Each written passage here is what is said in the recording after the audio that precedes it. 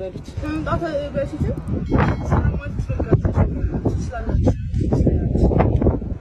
ልብ በሉ አሁንም ተጽዕኖ አድርጋ በእኔ እያሳበበ ነው። ልብ አድርጉ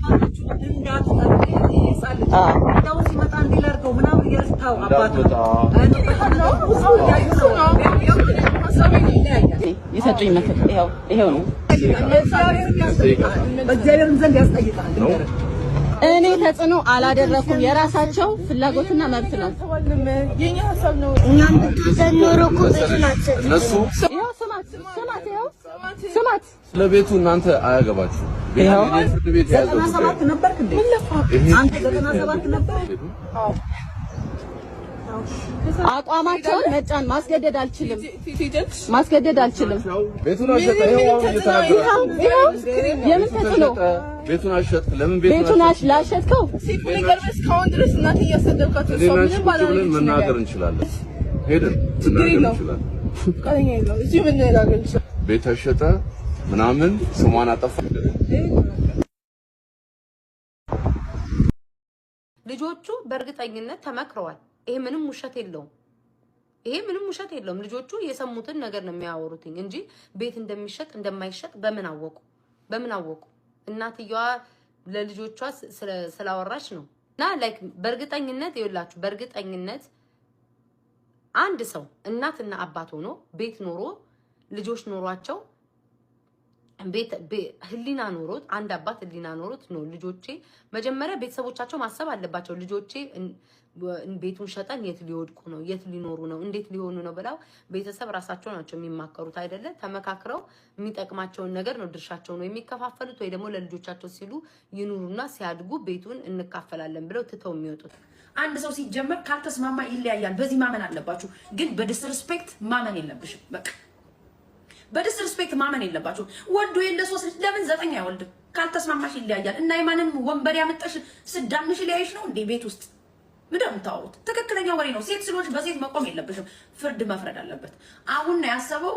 ኦኬ ሮጠ ወይ ቸኮለ ለሚለው ትንሽ ብሬክ ልንዝላት እንችላለን ለሷ። ከዛ ውጭ እናንተ የምታወሩት ናፈከኝ ባሌ ብላ ራቁቱን ፎቶ ይዛ ለሰው ሰጣ።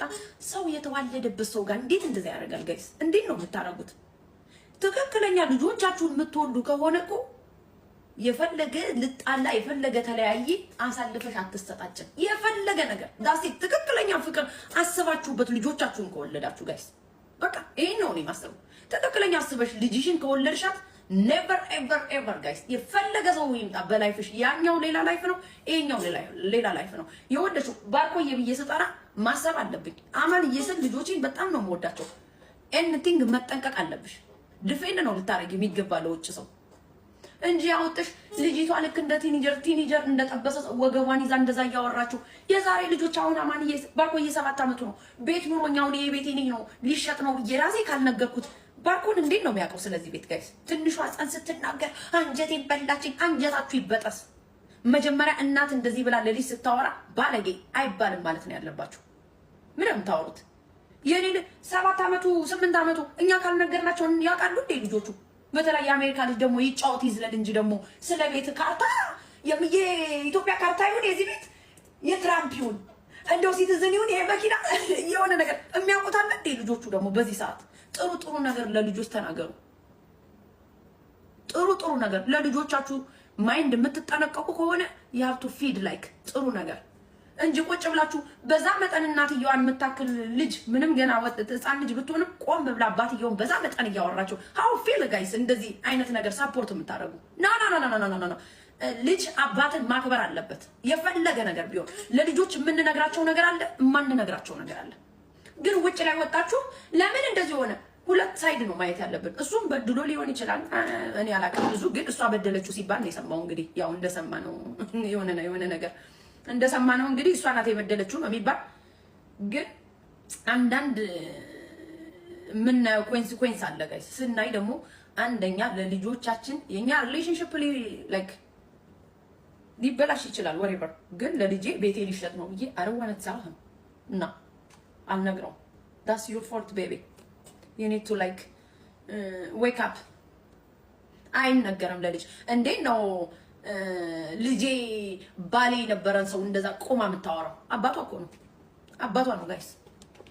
ማውራትም መብት የላትም እንደዛ። ልጅ የምታወራው የሚያስፈልጋትን ነገር ነው የምትጠይቀው እንጂ በእንደዚህ አይነት ሪሌሽንሺፕ በእናቷ ስዊች ተደርጋ እንደዛ ማውራት የለባትም። አንዳንዴ ስትፈርዱ ስትጽፉ ተመቸን ብላችሁ ሳይሆን ብዙ ህዝብ ነው የሚያየው ኮሜንታችሁን፣ ንግግራችሁን፣ ኤቭሪቲንግ የእናትየዋ ፎልት ነው ይሄ 100%። በእርግጥ ሴቶቹ ሌላ ወንድ ሲወዱ ወንድ ልጅ እንደ ውሻ ማየት ይጀምራሉ። ግን ፍቅር ቢያልቅም ሪስፔክት የሚባል ነገር አለ። አምና ፐርፌክት ግን አንዳንዴ የምናወራውን ነገር ማወቅ አለብን፣ የምናረገውን ነገር። አንዳንድ ሰው እኮ በጣም ፋውል ሰርቷል እኮ በላይፋችን። ግን if you love your kids no you can't talk to like that never until now በስነ ስርዓት እንዲያወሩ ነው ማረጋቸው ልጆቼ። until now ነው የምላችሁ። ልጅ እንኳን የሆነ ስልክ ይዞ የሆነ ነገር ሲል ባርኮድ keep your phone ነው የምለው በስነ ስርዓት። መለያየትሽ ልጅሽ ላይ አይደለም የምታወራርጁ። ሪስፔክት ነው የምታስተምሩት ለልጆቻችሁ ጋይስ። የፈለገ ተበድለሽ ሊሆን ይችላል። ልጆችሽ ግን በፍቅር ነው ማደግ ያለባቸው እንጂ እዛ ቁጭ ብለሽ ልጅሽ ወገብሽን ይዛ ባልሽ የነበረን ሰው በዛ መጠን ስታወራው how feel አባትነቱን እንዴት ነው ሪስፔክት የምታደርገው ልጅሽ? ኦኬ በድሏት ምናምን ሊሆን ይችላል። የሰው ልጅ ግን ካልተፈላለገ ይለያያል። ወይ እሱ ደግሞ ጨላ የለውም ቸግሮት ሊሆን ይችላል። እና አንዳንድ ሰው እኮ በጣም ነው የምታስቁኝ። እና ወንድ ማንኛውም ሰው ቸግሮት ልጅ ስላለው ብቻ ሆምለስ ይሁን ነው የምትሉት? ምንድን ነው የምታወሩት ጋይስ? አንደኛ ፈርስት ኦፍ ኦል ትክክለኛ ሴት ከሆነች የወለደችበት ሰው ላይ እየቸገረው እያየች ትክክለኛ ህሊና ካላት እኮ I don't think so like መጥፎ ነገር ትሰደቢበታለሽ እኮ አንዳንድ ነገር የሆነ ሰዓት ትሰደቢበታለሽ። ልጆችሽ አንገት ይደፋሉ እኮ የሆነ ሰዓት የሆነ ዝልዝል ብሎ እንደው የሆነ መሰሪ ወረበላ ካልሆንሽ በስተቀር በጣም የምትወጃቸው ልጆች ካሉሽ እኮ የልጆችሽ አባት እኮ የሆነ ዘልዛላና መንገደኛ ሲሆን እኮ አንገት ትደፊያለሽ። አንድ ሰው እናትና አባት ሆኖ ቤት ኖሮ ልጆች ኖሯቸው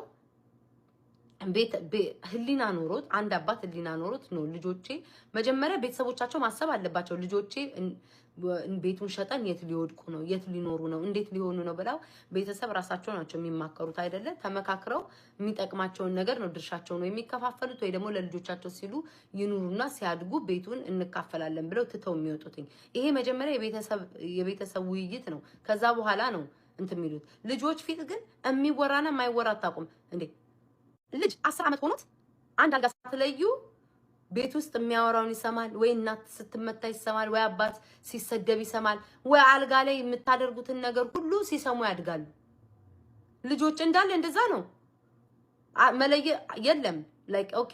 አንዳንድ ሰው ደሃ ቤተሰብ ውስጥ ያደገ ወይ ደግሞ አለ አይደለ ገቢው ዝቅተኛ የሆነ ሰዎች በብዛት ቤተሰብ ያደገ ሰው ኦኬ መኝታ ክፍል ላይ ኖሮ ይችላል፣ የራሳቸው ልጆቹ ሩሙ ላይ ኖሮ ይችላል። ኦኬ እሱን እረዳለሁ።